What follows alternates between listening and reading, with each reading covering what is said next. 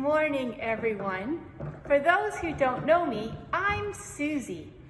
I asked Pastor Kimber if I could give the sermon today since she's doing the Kids Corner. It's also annual meeting Sunday, so I thought today was appropriate for a little bit of a change. I'd like to talk to you about challenges. When I was little, I found it challenging to learn to tie my shoes. I found it challenging to learn to read. I found it challenging to learn to ride a bike. And along the way, I fell off my bike many times and got hurt. Well, just a little. But in the end, I now know how to ride a bike. I found it challenging to learn to ice skate, but now I'm a whiz.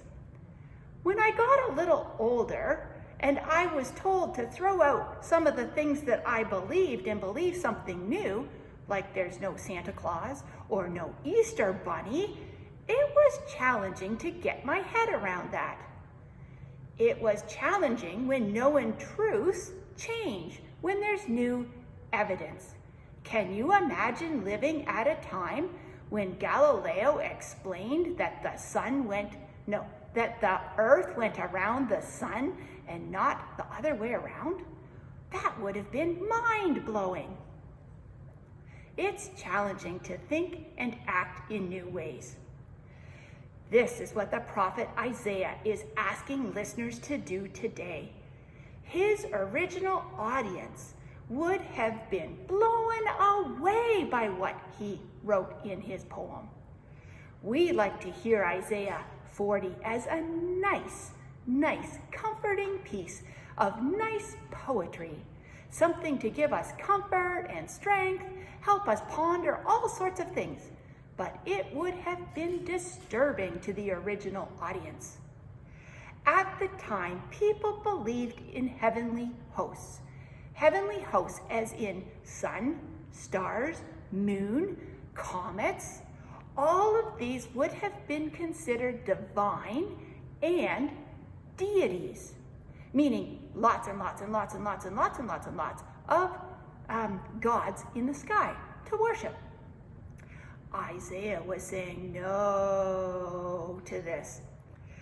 Isaiah said that God, Yahweh, the Lord, created all of these beings that are in the heavens, and that God, one God, is creator of all and is cosmic, bigger than anything we could ever imagine. He used the Hebrew word used in Genesis for creation. The only other time that's used is here in Isaiah 40. This is big picture.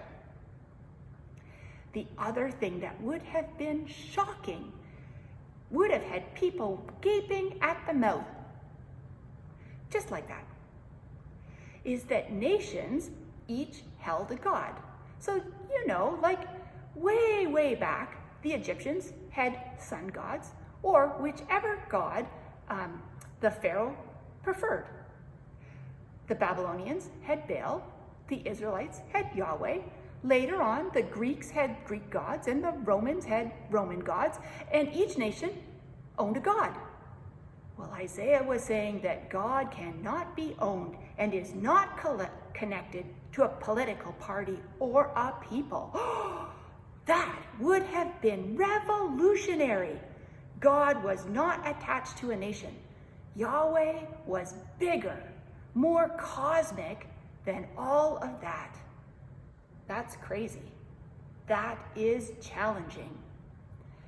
When we read the Bible, we often read it for comfort. We read it to feel good. But passages like this, and when we hear Jesus stories, they are revolutionary, turning what people think upside down. They are challenging the readings. The authors are challenging us to think and act in new ways. So I wonder on this annual meeting Sunday, what we are being challenged to do as a community of faith. I wonder what is going to change because of pandemic. I wonder how we are being challenged to be faithful and to live through and change in order to share the gospel message.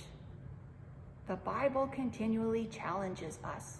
These times continually challenge us. Big shifts in our thinking, asking us to think cosmic. The cosmic God continues to be present.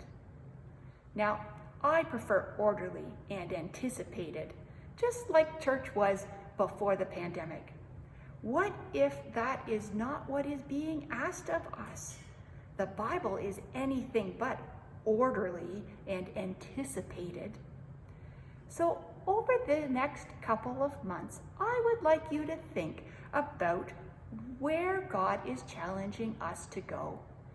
Pastor Kimber's getting a little tired, and her creativity, although a little off the wall sometimes, in my opinion, well, she could use some help. So could all of Church Council, in ways that we will be church and community as the pandemic changes. So please, keep this community in your prayers and send all your ridiculous and crazy and challenging ideas via email to the church. Talk about it on Facebook. Thanks be to God. God is cosmic and will continue to be with us no matter what this world looks like.